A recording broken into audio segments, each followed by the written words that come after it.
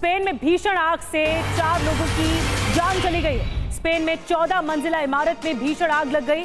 देखते ही देखते आग भयानक रूप में बदल गई और इमारत में अभी भी कई लोगों के फंसे होने की आशंका है।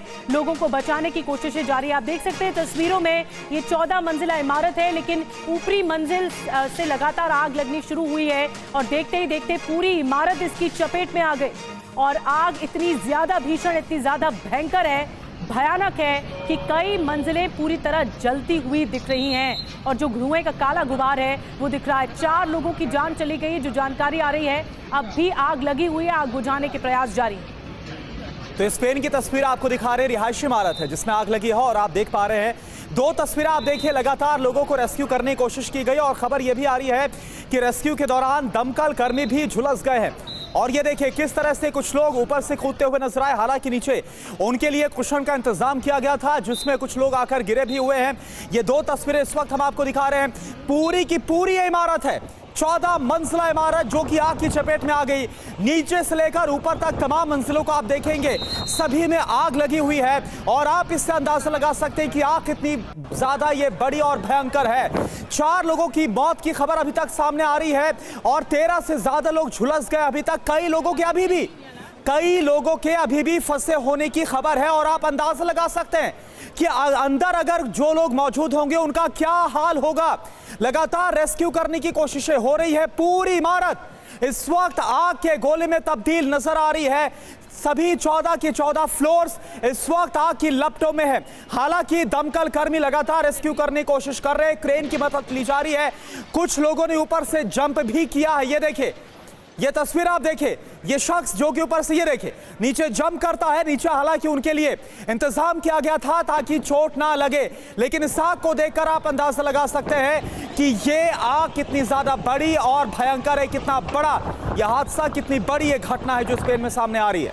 और लोगों को आप देख रहे हैं कैसे इमारत से कूदते हुए दिख रहे हैं लोग। इस वक्त सबसे ज़्यादा लोगों की जान फंसी हुई है और अपनी जान बचाने के लिए लोग सहारा ले रहे हैं। रेस्क्यू टीम नीचे मौजूद है और लोग इस तरह इमारत से छलांग लगाते हुए भी दिख रहे हैं। बहुत ज़्यादा भीषण आग लगी हुई है, बहु मंजिला इमारत है और इसी वजह से सबसे ज़्यादा दिक्कतें रेस्क्यू टीम को भी आ रही होंगी। और देखिए, हैदराबाद से एक बहुत बड़ी खबर आ रही है और बेहद ही दुखद ये खबर है। हैदराबाद में बीआरएस की विधायक है, इनकी कार हादसे से मौत हो गई। बीआरएस विधायक लस्या नंदिता की हादसे से मौत हो गई है। तस्वीर हम आपको दिखा रहे हैं कार की जो कि हादसे का शिकार हुई। एमएलए की कार बेकाबू हो गई थी बताया जा रहा है और उसके बाद ये डिवाइडर से जा टकराई। सिकंदराबाद कैंट सीट से एमएलए थी लस्या नंदिता, बीआरएस की एमएलए विधायक, और इनकी मौत हो गई है। 2 तस्वीर आपको हम दिखा रहे हैं। एक तरफ विधायक जिनकी मौत हुई है उनकी तस्वीर लस्या नंदिता, और दूसरी तरफ ये तस्वीर आपके सामने जब हाईवे पर उनकी कार जा रही थी और इसी दौरान बेकाबू होकर डिवाइडर से जा टकराई। और कार की हालत को देखकर आप अंदाजा लगा सकते हैं, सामने जो बम्पर है वो पूरी तरह से डैमेज हो गया। सामने से जो कार है वो पूरी तरह से डैमेज हो गई है। यह हादसा काफी बड़ा था और ऐसा भी अंदाजा लगाया जा रहा है कि जिस वक्त यह हादसा हुआ उस वक्त गाड़ी की जो रफ्तार है वो तेज रही होगी। 2 तस्वीरें आपके सामने, बेकाबू होकर यह हादसा हुआ। बीआरएस एमएलए लस्या नंदिता की इस हादसे में मौत।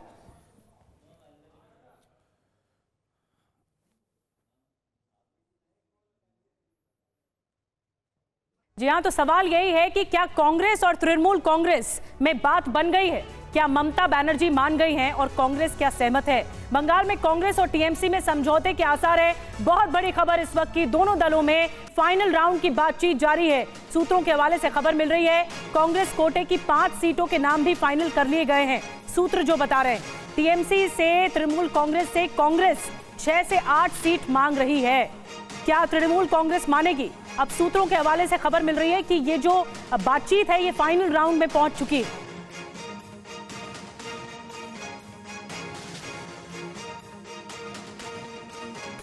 तो इंडिया अलायंस के खेमे में आज की बहुत बड़ी खबर है, बड़ा डेवलपमेंट है। बंगाल में ममता दीदी की पार्टी यानी कि टीएमसी और कांग्रेस के बीच लोकसभा सीट शेयरिंग को लेकर बातचीत अपने आखिरी स्टेज में पहुंच गई है।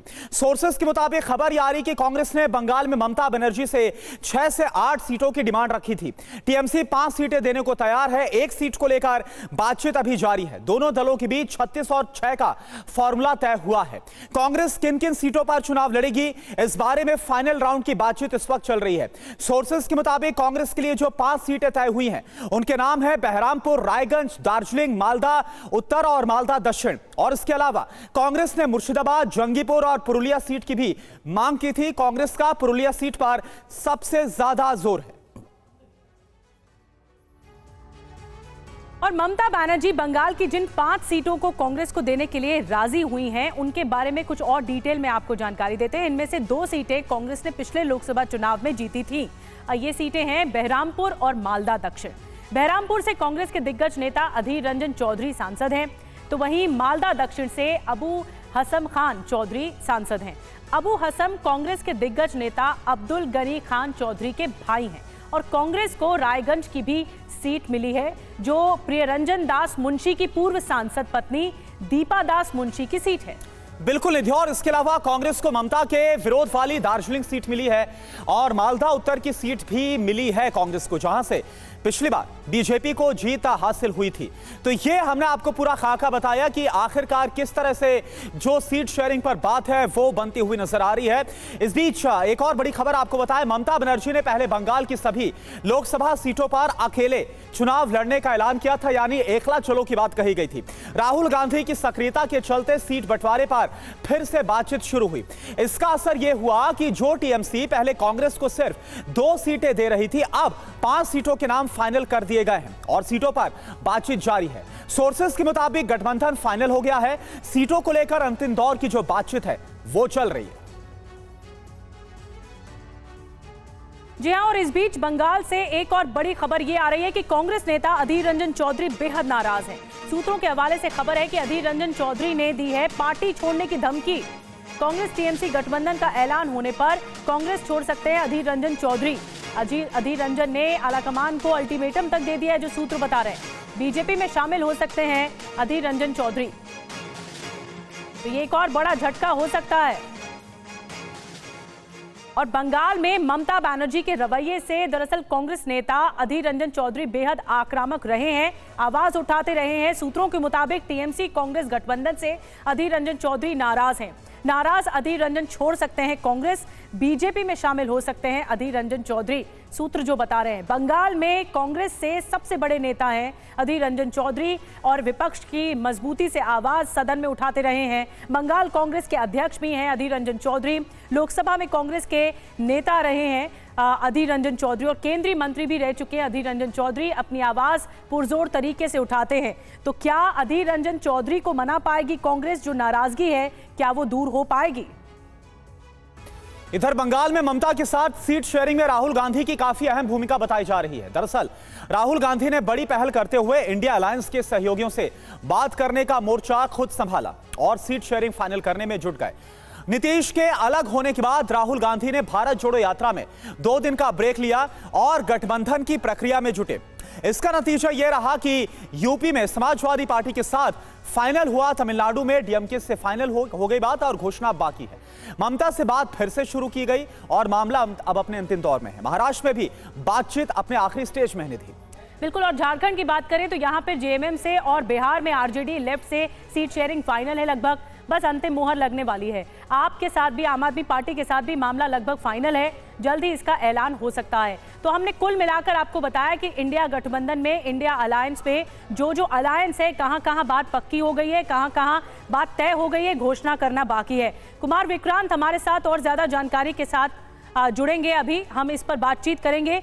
अगर पूरे देश की हालत देखें तो हमने आपको उत्तर प्रदेश बताया, तमिलनाडु, झारखंड, बिहार, इसके अलावा पश्चिम बंगाल, सब हमने सभी राज्यों के बारे में बताया कि कहां कहां बात हो रही है, कहां कहां पक्की हो गई है और कहां ऐलान करना बाकी है। कुमार विक्रांत हमारे साथ मौजूद हैं। लेकिन एक बड़ी खबर यह कि टीएमसी कांग्रेस गठबंधन से जो बात आगे बढ़ रही है कुमार, उससे अधीर रंजन चौधरी खुश नहीं है। उनकी नाराजगी निकलकर सामने आ रही है। क्या कुछ ऐसी नाराजगी है जिसे आलाकमान एड्रेस करेगा और दूर करने की कोशिश कर सकता है? देखिए, काफी हद तक अधीर रंजन चौधरी की नाराजगी दूर करने की कोशिश की जा रही है। उनको ये कहा जा रहा है कि आपकी जो अपनी सीट है बहरामपुर, वो ममता बनर्जी देने को तैयार है। और जब ममता बनर्जी बड़ा दिल दिखा रही हैं, तो बड़ी लड़ाई है केंद्र की बीजेपी के खिलाफ लड़ना है। ऐसे में आपको भी बड़ा दिल दिखाना चाहिए। तो सूत्रों का यह कहना है कि अधीर रंजन चौधरी से राहुल गांधी अगर बात करेंगे तो वो काफी हद तक मान जाएंगे। लेकिन शुरुआती तौर पर वो बहुत नाराज हो गए थे, क्योंकि उनको लगता है कि लगातार तृणमूल कांग्रेस के खिलाफ उन्होंने और बंगाल कांग्रेस ने लड़ाई लड़ी है, और ऐसे में गठबंधन करने से नुकसान होगा कांग्रेस पार्टी को और उनके कार्यकर्ताओं को चोट पहुंचेगी। लेकिन अब लगातार कांग्रेस के बड़े नेताओं ने समझाया है अधीर रंजन चौधरी को, तो माना जा रहा है कि अधीर रंजन चौधरी मान जाएंगे जी। लेकिन अहम बात यह है कि ममता बनर्जी ने 5 सीटें अभी दी हैं कांग्रेस पार्टी को। कांग्रेस पार्टी ने 3 सीटें और मांगी हैं। अब उसमें से 1 सीट ममता बनर्जी और तब गठबंधन की बात आगे बढ़ पाएगी, यानी फाइनल हो पाएगी। फिलहाल बातचीत जारी है, ये बड़ी बात है, क्योंकि ये चैप्टर बंद हो गया था, दोबारा से राहुल गांधी की सक्रियता के चलते खुला। बिल्कुल कुमार विक्रांत, शुक्रिया आपका इस जानकारी के लिए। तो अधीर रंजन चौधरी को मनाना इस वक्त कांग्रेस आलाकमान के सामने सबसे बड़ी चुनौती है। क्या होता है देखना होगा। लेकिन आगे बढ़ते हैं। दिल्ली में आम आदमी पार्टी और कांग्रेस के बीच, इन सब के बीच सीटों के बंटवारे पर अब बात बन गई है। लेकिन गुजरात की भरूच सीट की अगर बात की जाए तो इसको लेकर कांग्रेस में मतभेद उभर कर सामने आ रहे हैं। आप देखिए रिपोर्ट किया। आम आदमी पार्टी और कांग्रेस के बीच लोकसभा चुनाव को लेकर पंजाब को छोड़कर दिल्ली समेत 4 राज्यों में गठबंधन पर सहमति करीब करीब बन गई है। लेकिन गुजरात की भरूच सीट को लेकर कांग्रेस की ओर से ही सवाल उठने लगे हैं। गुजरात में कांग्रेस ने आप के लिए 2 सीटें छोड़ी हैं, जिसमें भरूच और भावनगर की सीट शामिल है।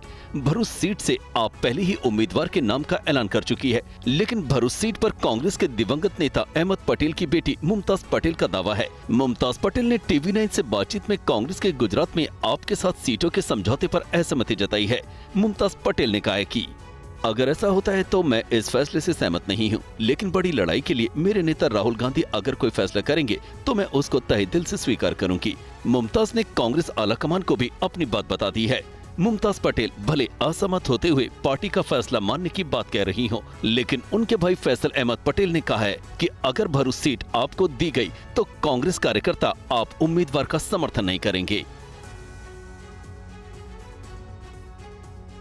और इस बीच मुंबई यूथ कांग्रेस के अध्यक्ष पद से हटाए गए जीशान सिद्दीकी ने पार्टी के खिलाफ बगावत कर दी है। कांग्रेस में करीब 3 दशक तक रहने के बाद एनसीपी में शामिल होने वाले बाबा सिद्दीकी के बेटे जीशान सिद्दीकी ने कांग्रेस पर कई गंभीर आरोप लगा दिए हैं। क्या कांग्रेस में मुस्लिम नेताओं के साथ भेदभाव किया जाता है? ये सवाल इसलिए क्योंकि कांग्रेस के ही मुंबई के ही बांद्रा पूर्व से विधायक और बाबा सिद्दीकी के बेटे जीशान सिद्दीकी ने एक के बाद एक कांग्रेस पर गंभीर आरोप लगाए। जीशान ने साफ कहा कि कांग्रेस में मुस्लिमों के साथ भेदभाव किया जाता है।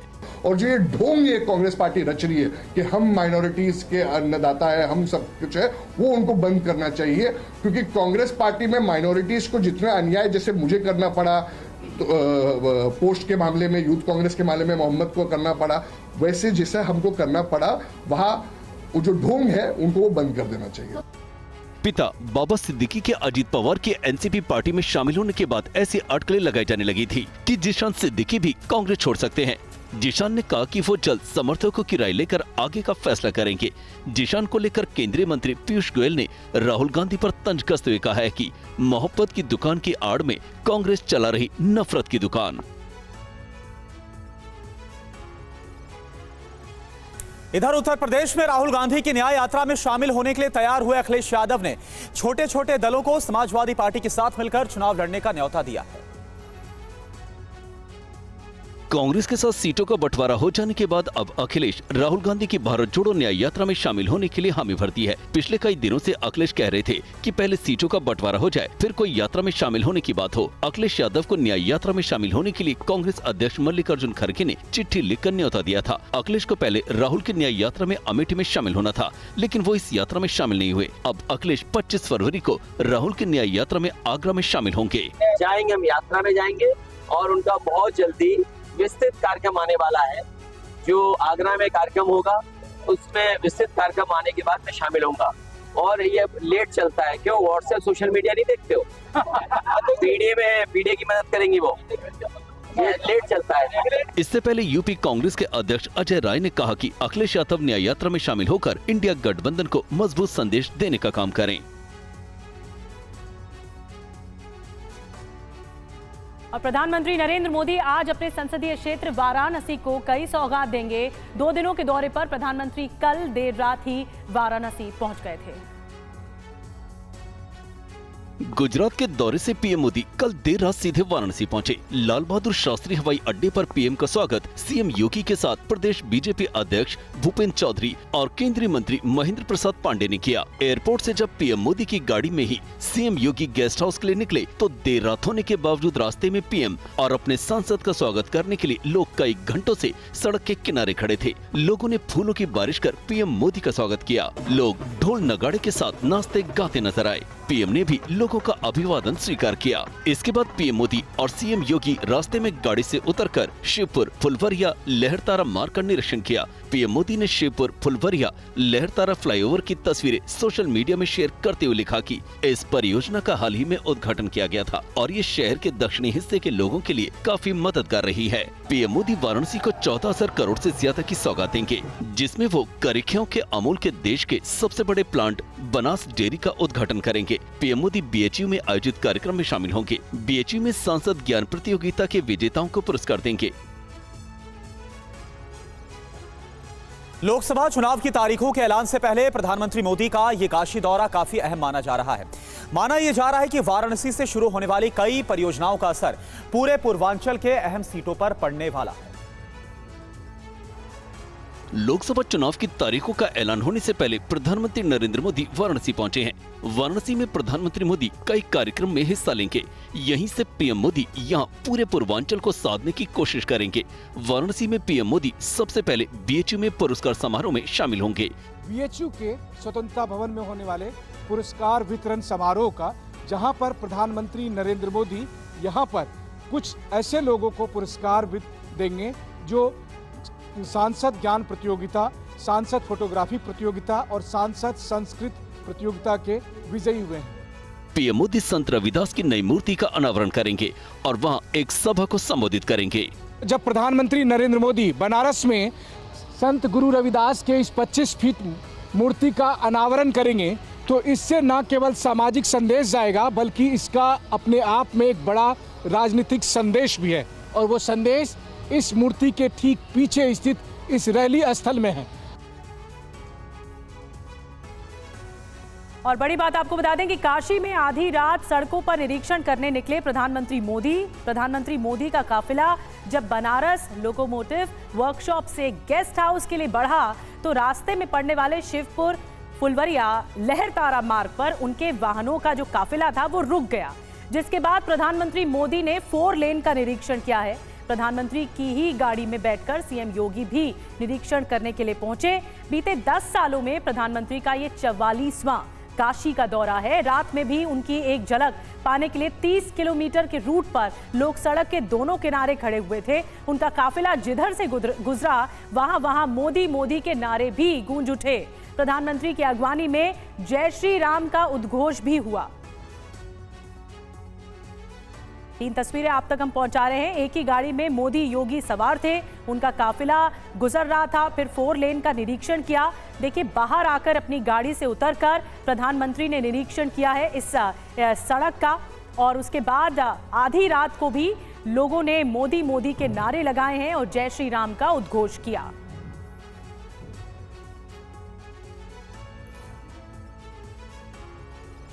प्रधानमंत्री ने कैबिनेट बैठक में मंत्रियों से मांगी कार्य योजना। ये बड़ी खबर आपको बताएं, पीएम ने 100 दिन की कार्य योजना मांगी है। मंत्रियों से 5 साल का रोड मैप भी देने के लिए कहा गया है। मंत्री 100 दिन का पूरा एक्शन प्लान दें, ये कहा गया है। कैबिनेट सचिवालय को भेजा जाए एक्शन प्लान। सभी मंत्री आइडिया, एक्शन प्लान और रोड मैप दें, ये प्रधानमंत्री की तरफ से मांगा गया है। आनंद प्रकाश पांडे इस वक्त हमारे साथ जुड़े हुए हैं। आनंद प्रकाश, क्या जानकारी है इसको लेकर? बिल्कुल ऐसा कह के प्रधानमंत्री ने एक तरह से ये कॉन्फिडेंस दिखाने की कोशिश की है कि फिर से तीसरी बार केंद्र में बीजेपी की सरकार बनने जा रही है, और यही बात उन्होंने मंत्रियों को भी संदेश के जरिए कही है कि आप अगले 100 दिन का जो आपका एक्शन प्लान है और साथ ही साथ अगले 5 साल का जो आप रोड मैप आपके दिमाग में है वो अपने अपने मंत्रालय का कैबिनेट सचिवालय को भेजिए।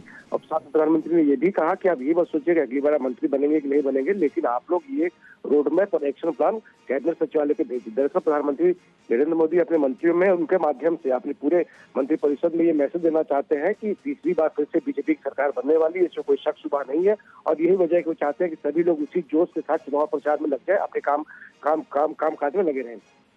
शुक्रिया आपका आनंद प्रकाश पांडे इस पूरी जानकारी के लिए।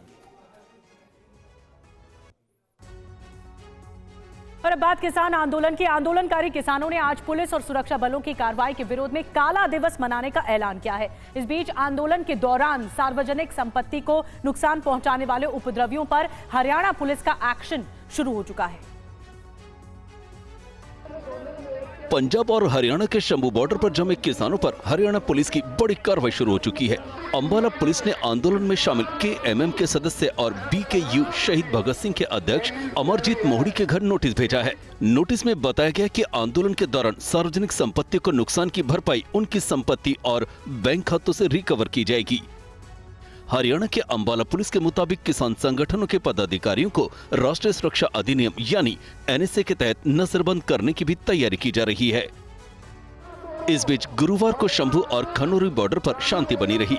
किसान नेता भी ज्यादा सक्रिय नहीं दिखे। इस बीच आंदोलन के दौरान युवा किसान शुभकरण की हुई मौत को लेकर हरियाणा पुलिस पर FIR दर्ज करने की मांग कर रहे हैं। चंडीगढ़ में कल हुई संयुक्त किसान मोर्चा की बैठक में मारे गए किसान को श्रद्धांजलि दी गई। पहले FIR दर्ज कीजिए, बाद में जांच हो जाएगी। अगर पंजाब सरकार सच्ची है तो अगर FIR दर्ज नहीं होती हरियाणा के अधिकारियों कर्मचारियों के विरोध, तो ये बात लटक सकती है। बात अरविंद केजरीवाल की। दिल्ली के सीएम अरविंद केजरीवाल को ईडी का 7वां समन भेजा गया है और इस समन को भेजे जाने के बाद आम आदमी पार्टी ने एक बार फिर से केंद्र सरकार पर हमला बोला है। आम आदमी पार्टी के 3 बड़े नेता आज एक बड़ी प्रेस कॉन्फ्रेंस करने वाले हैं, जिसमें कुछ बड़े खुलासे भी किए जाने का दावा है। दिल्ली के कथित शराब घोटाले में केजरीवाल को भेजे ईडी के 7वें समन को लेकर आम आदमी पार्टी के नेता और मंत्री सौरभ भारद्वाज ने ईडी की मंशा पर सवाल उठाए हैं। सौरभ भारद्वाज ने अपने सूत्रों के हवाले से दावा किया है कि सीबीआई भी समन भेजने वाली है और अगले 2-3 दिनों में सीबीआई केजरीवाल को गिरफ्तार कर सकती है। ईडी को अब जो है इस सम्मन को देके ईडी अपनी जल्दबाजी दिखा रही है, एक राजनीतिक षड्यंत्र की तरफ इसका इशारा है। और हमें इस तरीके की भी सूचना हमारे लोगों ने दी है कि सीबीआई भी जो है अब अरविंद केजरीवाल जी को सम्मन देने की तैयारी कर रही है। और हमारे सोर्सेज तो यहाँ तक कह रहे हैं कि आने वाले 2 से 3 दिन के अंदर सीबीआई अरविंद केजरीवाल जी को गिरफ्तार करेगी। केजरीवाल को 7वां समन भेजकर ईडी ने 26 फरवरी को पेश होने को कहा है। अभी तक अलग अलग कारणों से केजरीवाल एक भी समन पर पेश नहीं हुए हैं। पिछली बार आतिशी ने ईडी पर गवाहों से दबाव बनाकर झूठी गवाही लेने का आरोप लगाया था। देखना होगा कि आज आप प्रेस कॉन्फ्रेंस में क्या नए खुलासे करता है। और चुनाव को लेकर आंकड़ों का विश्लेषण करने वाली संस्था एसोसिएशन फॉर डेमोक्रेटिक रिफॉर्म्स यानी ADR की रिपोर्ट में गंभीर अपराधों के आरोपों से घिरे सांसदों पर रिपोर्ट जारी की है। रिपोर्ट में क्या कुछ है, आइए आपको दिखाते हैं।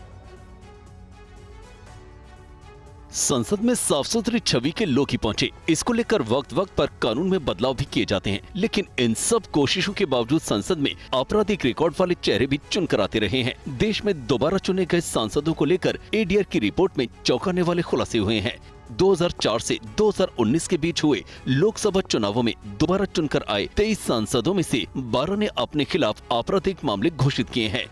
ADR और नेशनल इलेक्शन वॉच के विश्लेषण से पता चला है कि 12 में से 9 सांसदों के खिलाफ गंभीर आपराधिक मामले हैं, जिनमें हत्या के प्रयास और डकैती से संबंधित आरोप शामिल हैं।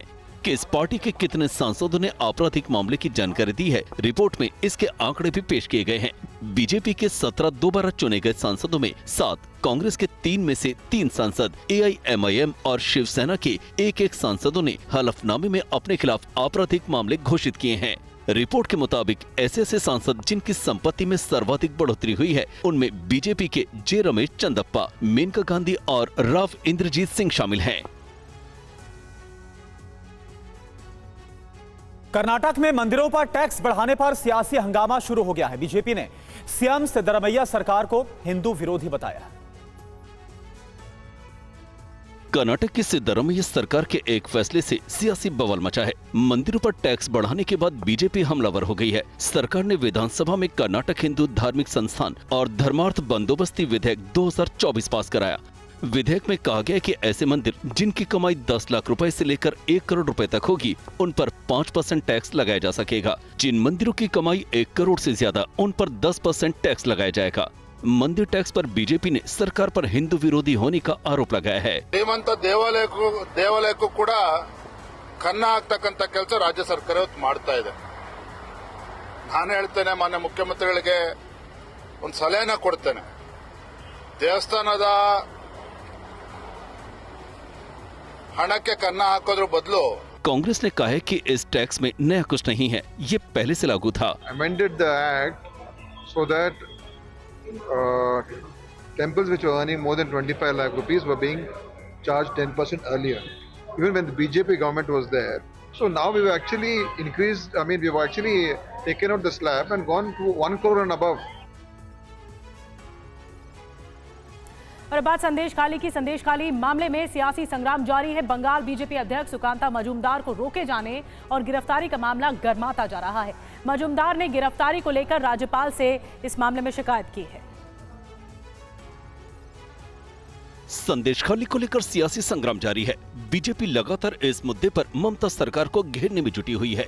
बीजेपी के नेता लगातार संदेश खाली जा रहे हैं, पीड़ितों से मुलाकात कर रहे हैं। बंगाल बीजेपी अध्यक्ष सुकांता मजूमदार ने राज्यपाल से मिलकर पुलिस कार्रवाई की शिकायत की। इससे पहले सुकांता मजूमदार कल संदेश खाली पहुंचे थे। शेख शाहजहां की गिरफ्तारी को लेकर धरना प्रदर्शन कर रहे थे। पुलिस ने उन्हें गिरफ्तार किया और फिर बेल बॉन्ड पर छोड़ दिया। हिरासत में लेने से पहले उन्होंने संदेश खाली में महिलाओं से मुलाकात की। महिलाओं ने उनके साथ अपना दर्द साझा किया। सुकांता मजूमदार ने कहा कि पुलिस ने उन्हें जबरदस्ती गिरफ्तार किया। उन्होंने कहा कि हम लगातार अपना विरोध प्रदर्शन जारी रखेंगे। पुलिस वहाँ से हमें खींचतानी करके उठा के लाई, जोर जबरदस्ती उठा के लाई, और इस तरीके से उठा के लाने के बाद लॉन्च में उठाया, फेरी में उठाया और फेरी को लेकर मिडिल ऑफ द रिवर में वहाँ पे बैठा के रखा। वहाँ पे हमें बेल बॉन्ड पे साइन कराया गया, अरेस्ट किया गया, डिटेन किया गया। उत्तर प्रदेश के अलीगढ़ में आरएसएस सेवा प्रमुख को घर से घसीटकर थाने लाने के बाद हिंदू संगठनों ने जमकर हंगामा किया। पुलिस कार्रवाई के खिलाफ लोगों ने थाने का घेराव भी किया और इस दौरान लोगों ने थाने में हनुमान चालीसा का पाठ भी पढ़ा।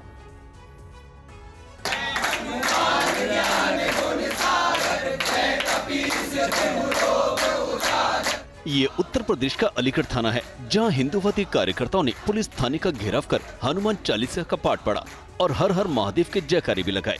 उत्तर प्रदेश के अलीगढ़ के एक थाने में उस समय बवाल हुआ जब पुलिस आरएसएस के महानगर सेवा प्रमुख को घर से जबरन उठाकर थाने ले गई। घर में पूजा कर रहे संघ कार्यकर्ता को थाने ले आने की खबर सुनते ही भारी संख्या में हिंदू संगठन पहुंच गए और हंगामा करने लगे, पुलिस के खिलाफ नारेबाजी करने लगे।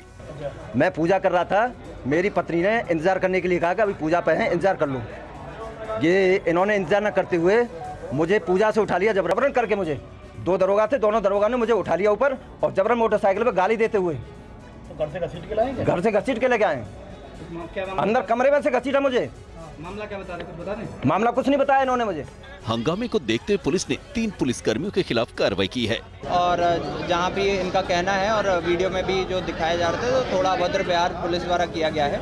इसके चलते पुलिस ने तत्काल कार्रवाई करते हुए मामले को संज्ञान में लिया। दारुल उलूम के एक फतवे के बाद फिर विवाद खड़ा हो गया है। दारुल उलूम ने गजवाए हिंद के समर्थन में फतवा जारी किया है, जिसका विरोध शुरू हो चुका है।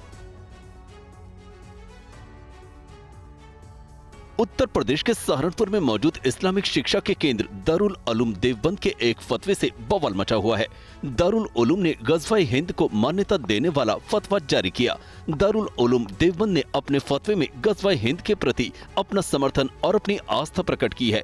इस फतवे के तुरंत बाद राष्ट्रीय बाल अधिकार संरक्षण आयोग ने स्वतः संज्ञान लेते हुए पुलिस प्रशासन को नोटिस जारी करते हुए 3 दिन के अंदर जवाब मांगा है।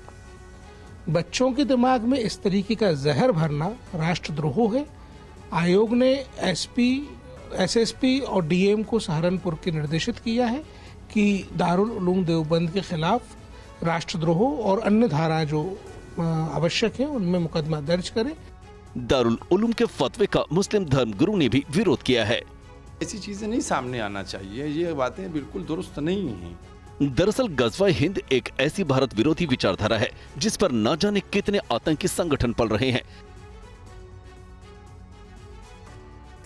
अजमेर शरीफ के दीवान ने अपने संदेश में कहा है कि CAA के नाम पर मुसलमानों को गुमराह किया जा रहा है। ये कानून नागरिकता देने वाला है, छीनने वाला नहीं है।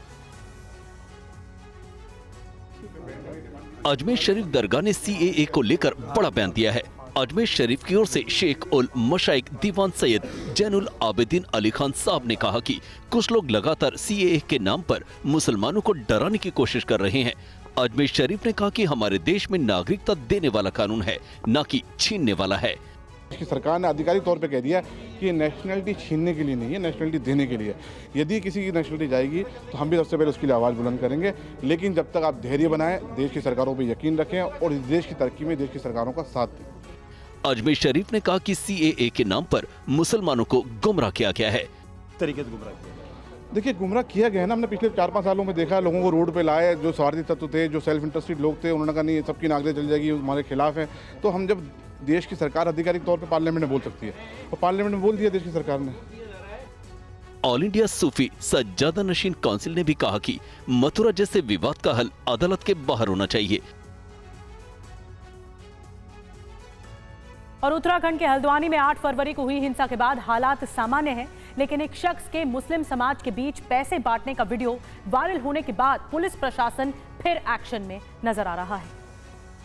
हल्द्वानी के बनभूलपुरा का वीडियो वायरल हो रहा था, जिसमें एक शख्स लोगों से उनका हाल पूछकर उन्हें नोट देते हुए नजर आ रहा था। बताया जा रहा है कि इस शख्स का नाम सलमान खान है और ये हैदराबाद से आया है। ये लोगों के घर घर जाकर हिंसा से प्रभावित लोगों को रुपए बांटता था। इसकी जानकारी मिलते ही पुलिस प्रशासन सतर्क हुआ और इसे हिरासत में ले लिया। सलमान खान नाम के इस शख्स ने अपने इंस्टाग्राम अकाउंट पर लोगों को रुपए बांटते वीडियो डाल रहा था। पुलिस अब इस पूरे प्रकरण की जाँच कर रही है। सलमान से पूछताछ में ये पता लगा रही है कि इसके पास इतने पैसे कहाँ से आए, कौन कौन संगठन से फंडिंग मिल रही थी। पुलिस इसके बैंक अकाउंट भी पड़ताल कर रही है। 8 फरवरी को ही हिंसा मामले में नगर निगम की तहरीर पर पुलिस ने अब्दुल मलिक, उसकी पत्नी सफिया मलिक, अब्दुल रजाक, अख्तरी बेगम, नवी रजा खान और गौस रजा खान पर नए मुकदमे दर्ज किए हैं। इन लोगों पर धोखाधड़ी, षड्यंत्र रचने, मरे हुए व्यक्ति का नाम उपयोग कर सरकारी भूमि पर अवैध कब्जा करना, अवैध प्लॉटिंग जैसे मामले में मुकदमा दर्ज किया है।